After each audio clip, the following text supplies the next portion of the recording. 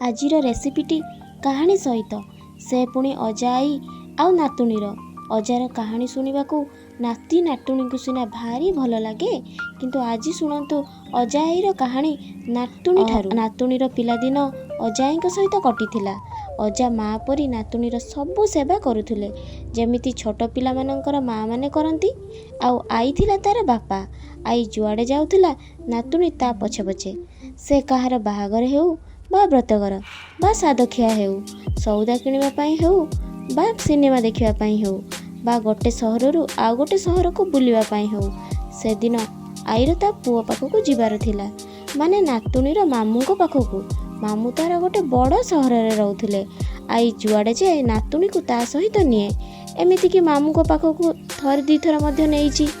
केजानी से दिन कौन हैला से दिन मना कला न नेबा पाई। आई चलीगला नातुणी रहीगला अजांक सहित गाँव रे।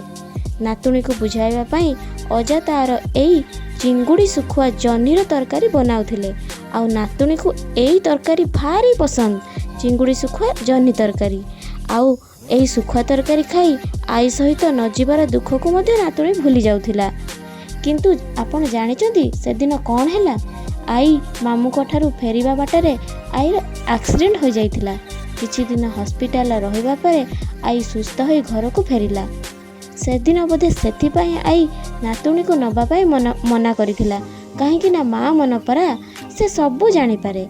से माँ हेउ बा मार माँ हेउ से दिन सेही स्मृति को मने पकाई नातुणी आज बनाइछि चिंगुड़ी सुखुआ जह्नी तरकारी से पुणी तार स्वामी पाई। आज गोटे तरकारी ହେଇଛି ଦେଖ कौन है खाई ଦେଖ